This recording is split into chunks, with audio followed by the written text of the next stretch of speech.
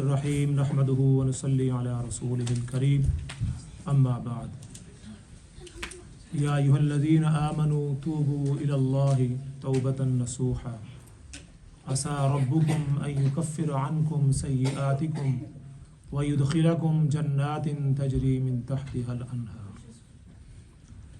ولیست التوبۃ للذین یعملون السیئات حتی اذا حضر احدهم الموت قال انی تبت الآن۔ اللہ رب العزت نے قرآن حکیم کے اندر توبہ کرنے کا حکم دیا ہے۔ یا ایھا الذین آمنوا توبوا الی اللہ توبۃ نصوحا، اے ایمان والو اللہ کی بارگاہ کے اندر توبۃ نصوحا کرو، پکی اور سچی توبہ کرو۔ اس کے بدلے میں کیا ہوگا؟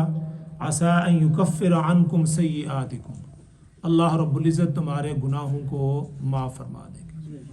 نہ صرف تمہارے گناہوں کو معاف فرمائیں گے، ویدخلکم جنات، بلکہ تمہیں اس کے بدلے میں جنت بھی عطا فرمائیں گے۔ گناہوں کو معاف فرمائیں گے اور تمہیں اس کے بدلے میں جنت بھی عطا فرمائیں گے۔ تو توبہ کا دروازہ یہ کھلا ہوا ہے۔ کسی وقت بھئی کوئی آدمی جب توبہ کر لیتا ہے تو اللہ رب العزت اس کے تمام گناہوں کو معاف فرما دیتے ہیں۔ ایک حدیث کے اندر آتا ہے عن عبداللہ بن عمر رضی اللہ تعالی عنہ عن النبی صلی اللہ علیہ وسلم قال ان اللہ عز وجل يقبل توبۃ العبد ما لم یغرغر۔ اللہ رب العزت انسان کی توبہ اس وقت تک قبول فرماتے رہتے ہیں جب تک اس پر موت کی کیفیت طاری نہیں ہو جاتی۔ وہ یغرغر ہوتا ہے جب وہ بندہ اس کے گلے سے غرغراہٹ کی آواز نکلنا شروع ہو جاتی ہے تو آدمی سمجھتا ہے کہ یہ اس کا آخری وقت ہے۔ یغرغر جب تک آدمی غرغراہٹ نہ کرے اس سے پہلے جب وہ آدمی توبہ کرتا ہے تو اللہ تعالیٰ اس کی توبہ کو قبول فرما لیتے ہیں۔ اس سلسلے میں ایک حدیث از ابی سعید الخدری رضی اللہ تعالیٰ ابو سعید خدری رضی اللہ تعالیٰ عنہ سے یہ روایت ہے۔ وہ فرماتے ہیں کہ نبی پاک صلی اللہ علیہ وسلم فرمایا قال کان فی من کان قبلکم رجل، فرماتے ہیں کہ ایک پہلی امتوں میں ایک آدمی تھا جس نے 99 نفسا، اس نے 99 بندوں کو قتل کیا تھا۔ کتنے بندوں کو؟ 99۔ یہاں پر 99 کا فکر بڑا چلتا ہے، 199 299 999۔ تو وہ اس آدمی نے کتنے بندے کیے تھے؟ 99 انسانوں کو قتل کیا تھا۔ پھر اس کے دل کے اندر اللہ رب العزت نے یہ چیز پیدا فرمائی کہ میں اس سے توبہ کروں، یہ میں نے بہت بڑا جرم کیا ہے اور ظلم کیا ہے۔ تو وہ کسی اہل علم کے پاس جا پہنچا۔ اس نے کہا یار میں عالم کے پاس، کسی بزرگ کے پاس جا پہنچا کہ میں نے اس طرح کے گناہ کیے اور 99 میں نے بندوں کو قتل کر دیا۔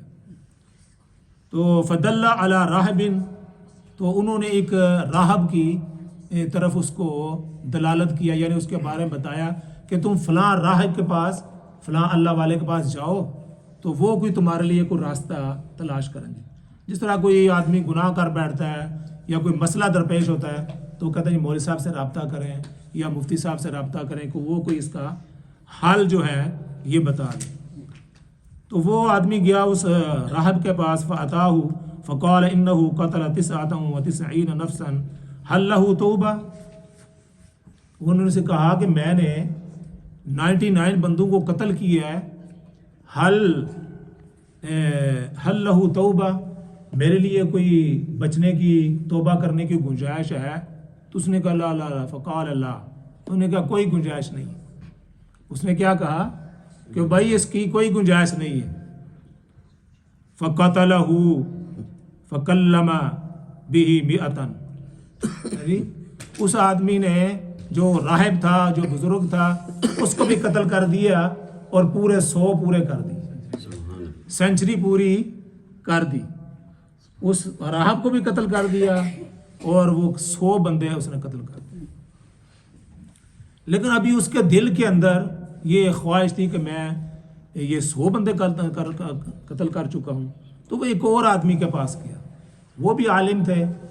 ایک ہوتا ہے نا عالم، ایک ہوتا ہے کہ صوفی ٹائپ آدمی ہے جی، اور ایک جو بالکل میاں ٹائپ آدمی ہوتا ہے جس کی پوری قرآن و حدیث پر پوری نظر نہیں ہوتی.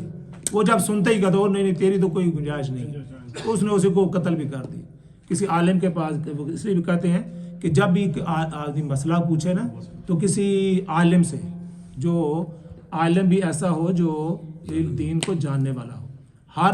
ہر آدمی داڑھی والا ٹوپی والا یہ عالم نہیں ہوتا. بے شمار ہمارے جو ہے نا معاشرے کے اندر مسئلے چلتے رہتے ہیں، وہ جی مجھے فلاں نے یہ کہا، مجھے فلاں نے یہ کہا، حالانکہ وہ مسئلہ ہوتا ہی نہیں، نہ قرآن میں، نہ حدیث میں، نہ فقہ میں، نہ کسی بزرگ کے قول میں، لیکن وہ چل رہا ہوتا ہے معاشرے کے اندر. تو انہوں نے اس کو کسی اور آدمی نے کہا کہ نہیں تو فلاں آدمی کے پاس جاؤ. جب وہ ایک اور آدمی کے پاس گیا، کسی عالم کے پاس، انہوں نے کہا کہ میں نے یہ 100 آدمی کو قتل کر دیا. انہوں نے کہا کوئی بات نہیں، اللہ تعالیٰ نے دروازہ توبہ کا کھلا ہوا ہے، تم توبہ کرو. تو اس نے کہا میں توبہ کس طرح کروں؟ انہوں نے کہا یہ جو بستی ہے نا، اس طرف والی بستی، یہ نیک لوگ ہیں، تم وہاں جا کر ان کے ساتھ ٹھہر جاؤ اور ان کے ساتھ جا کے ان کے اندر جا کر رہو اور ذکر اذکار کرو، اللہ سے توبہ استغفار کرو. اس بستی کو چھوڑ دو. جو دیکھو جو بستیاں بھی اور کئی جو ہے نا علاقے بھی، کوئی محلے بھی، کئی گاؤں بھی، وہ مشہور ہوتے ہیں کہ یہ قاتلین کا اور ڈاکوؤں کا محلہ ہے، یہ ڈاکوؤں کا گاؤں ہے. ہمارے گجرانوالے بھی ایک علاقہ ہے، تو وہ ان کے بارے میں کہا تھا کہ مغرب کے بعد اس علاقے کی طرف کوئی آدمی نہیں جاتا. وہ کہتا ہے جو اس طرف جائے گا اس کے جان کی امان نہیں. تو وہاں مغرب کے بعد اس علاقے سے کوئی آدمی نہیں گزرتا. تو انہوں نے اعلان بھی کیا جو رات کو مغرب کے بعد ادھر آئے گا نا، اس کا پھر وہ اس کی خیر نہیں. تو اس طرح وہ 100 وہاں بھی پورے کرتے رہے. انہوں نے کہا تم یہ بستی جو ہے نا یہ اچھے لوگوں کی ہے، نیک لوگوں کی، وہاں چلے جاؤ. اب وہ بندہ وہاں سے چل کر اس بستی کی طرف جا رہا تھا.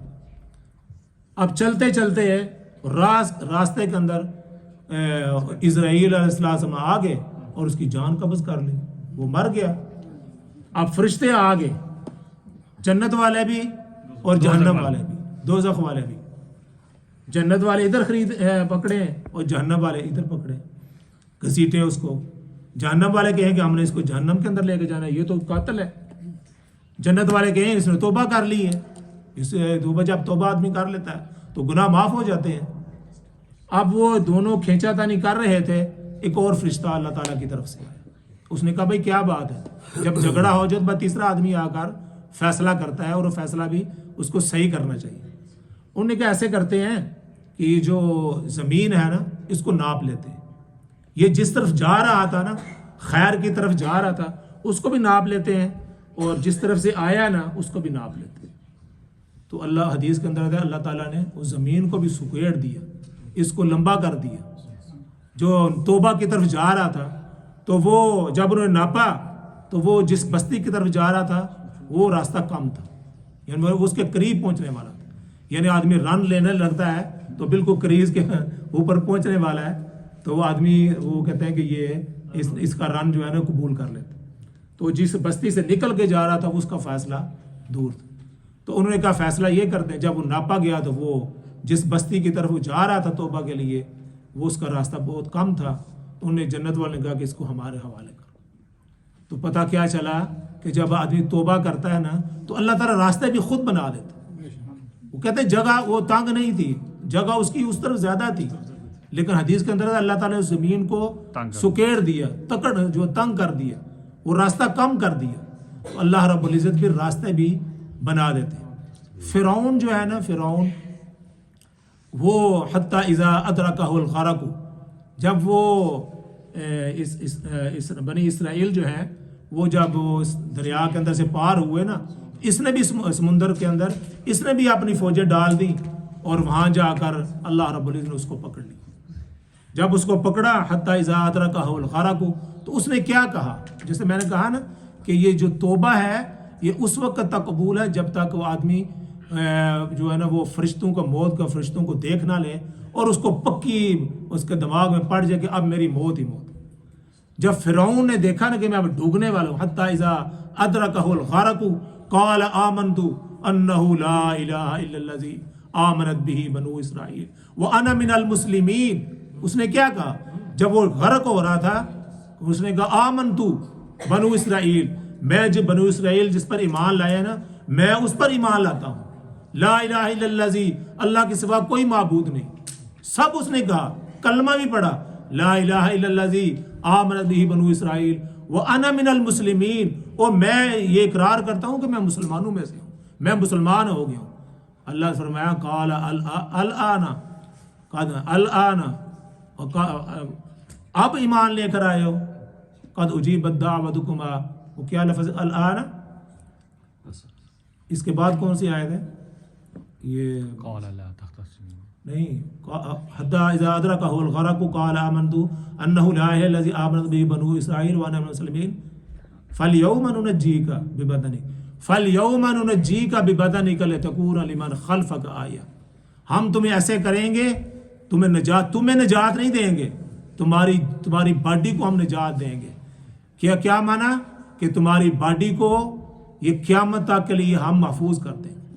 فَالْيَوْمَ نُنَجِّيكَ بِبَدَنِكَ لِتَكُونَ لِمَنْ خَلْفَكَ آیہ. جو بعد میں آنے والے ہیں نا ان کے لیے تمہاری باڈی جو ہے، تمہاری میت جو ہے وہ نشانی ہوگی. کیونکہ جب یہ فرعون غرق ہوا نا تو کسی کو یقین نہیں آ رہا تھا کہ یہ فرعون مر بھی گیا. فرعون بھی مر سکتا ہے، فرعون تو نام اس طرح کا ہے، یہ تو ساری زندگی جو جس کو فرعون کہتے ہیں اس کی تو مرنے کے بعد بھی دہشت ہوتی ہے. انہوں نے کہا اللہ تعالیٰ نے فرمایا کہ تمہاری باڈی کو ہم محفوظ رکھیں گے.